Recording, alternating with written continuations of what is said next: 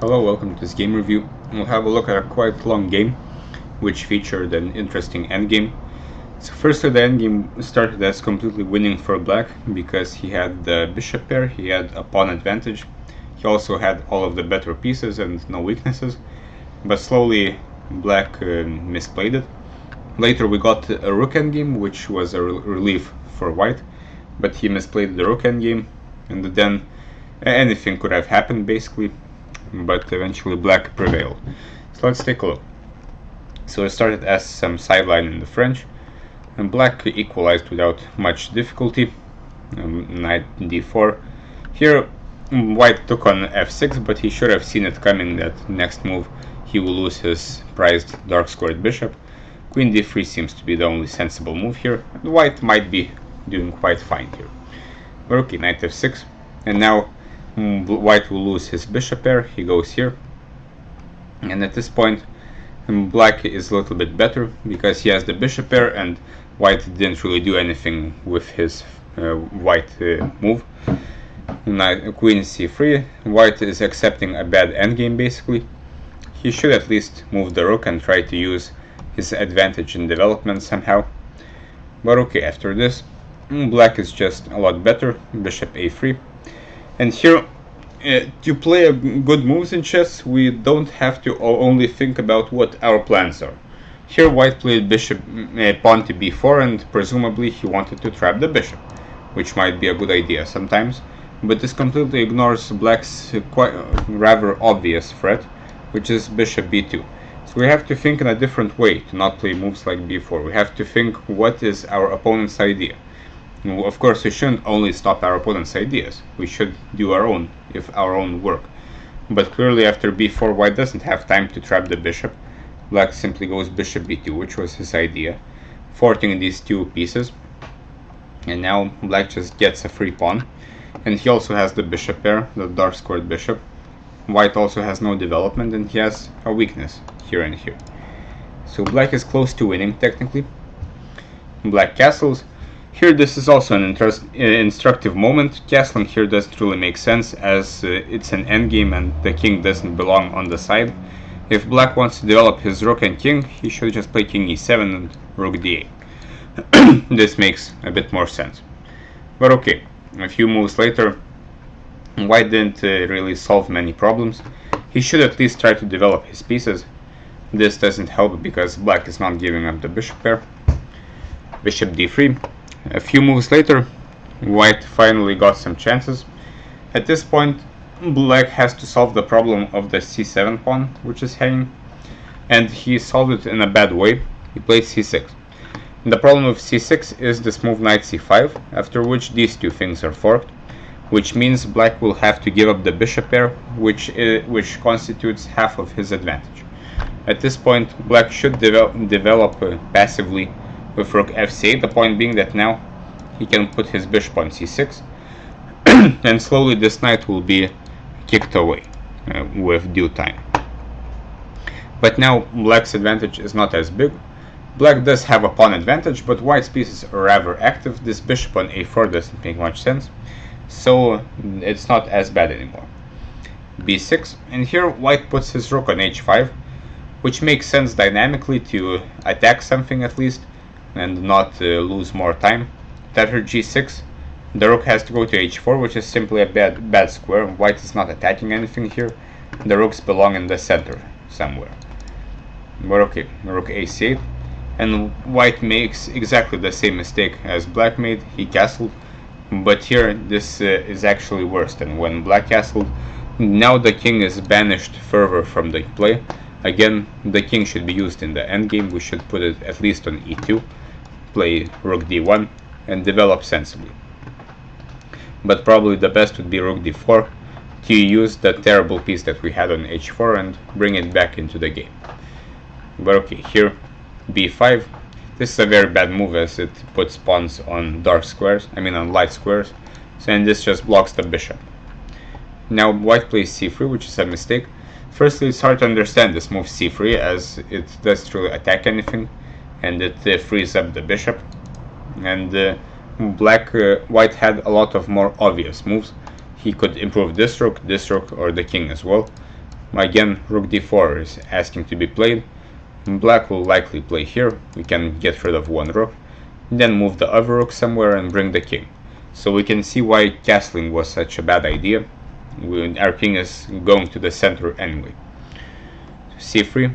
Now this also weakens the bishop on d3, so after rook fd8 black can develop with tempo.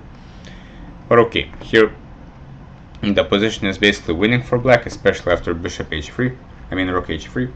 Here black has a few choices, and he goes rook c2 for some reason.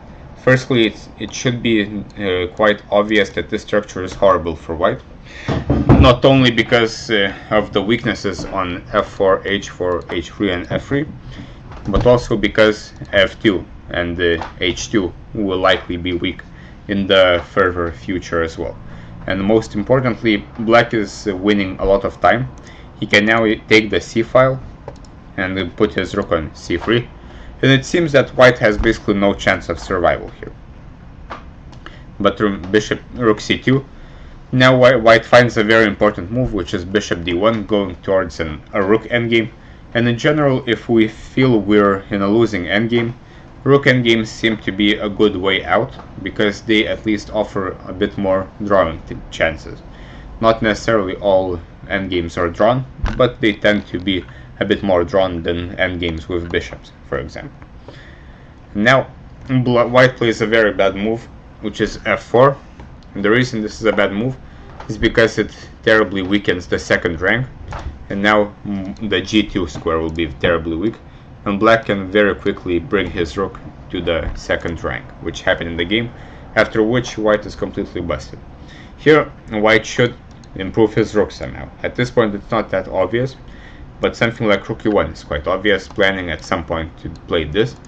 Of course, first after making luft for the king. For example, here, rook f3 is a nice move. This is multi-purpose. It defends f2 in advance, and also attacks f7 in advance as well. So this is a nice square for one rook. The other rook will go to the 7th rank or somewhere else. And we can play h4 or g3 to give our king some space. But after f4, white's rooks are terrible, and the second rank is occupied by black, which basically constitutes a lost rook endgame. Not to mention black is a pawn ahead. Now black plays this horrible move f5, and the reason it's horrible is because it fixes black's structure. Now to make progress, black will have to somehow play e5, which is a lot more difficult with the pawn on f5. Here black could have basically done anything. He can either try to take this pawn by going rook b2, rook b3 and taking the pawn, or even simpler, he can improve his king somewhere. Maybe put the king on f6, play h6, king f5, or maybe even just bring the king towards the center, and white can basically do nothing in the meantime. He has to stay passive here, and this rook cannot really do much alone. f5 loses most of the advantage. Here white plays h4, which is fine, but again, endgames are all about activity, and here white should as soon as possible try to activate a single rook at least, and h4 can wait. But okay, h4, king h2, again we have to activate the rooks, but okay, king h2, and now rook c1, unfortunately a bit too late.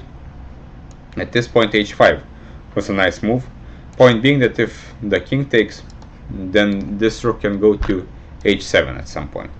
Though here concretely this is just a perpetual check, and white should be happy with a draw. Rook c1, now black plays this horrible passive move rook d6, and again endgames, especially rook endgames, are all about piece activity. Black cannot afford to make moves like this. Understandably he is scared of losing some kind of pawn, but we have to play actively as black. We have to attack something, and black should be winning as his rooks are a lot more active. He has a lot more targets than white. But after this, the game is basically equal, especially if h5 happens again, with a similar motive as before. This time, if king h5, then not only is there some moves like rook c4 and b5, after rook c7, surprisingly white is winning. The point is, mate is threatened. After this, rook h7, surprisingly the mate threat is rook g5. which black cannot really stop. So this is an interesting pattern to know. That rook c5 happened, and rook a6 is very passive, after which white has basically no problems and he can just go and activate his rooks anywhere, and he should have enough counterplay to draw.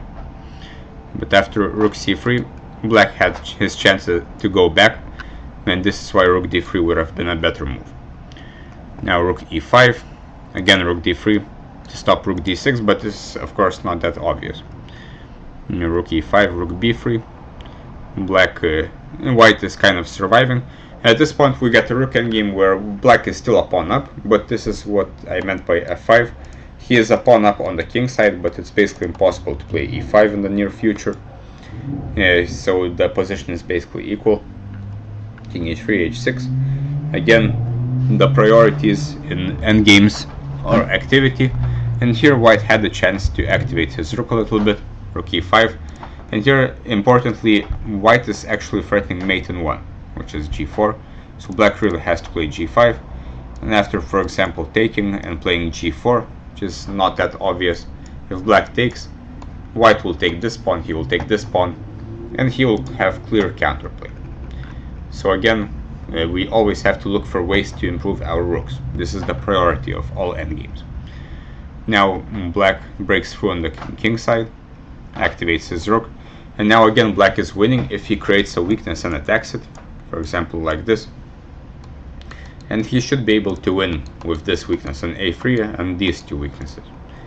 Instead, g4 kind of closes the position, and now the position is about equal because black only has one pawn and these pawns are weak, and this king is also good enough to stop the incoming passed pawn.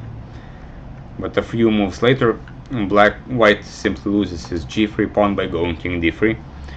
And this was of course quite logical to go towards the center, but chess is concrete and we can't allow rook e1 at this point. So the only moves are f2 or d2, after which the position is still quite drawn. White is threatening to take pawns, so black should defend.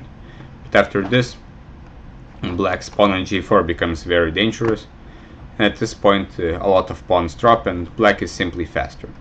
So the rest of the game was not very interesting, but this rook endgame requires very interesting analysis and hopefully there was something useful. But as usual, the priority of rook endgames is to activate the rook as soon as possible, and with two rooks on the board, king safety is also a priority, as we saw in some variations.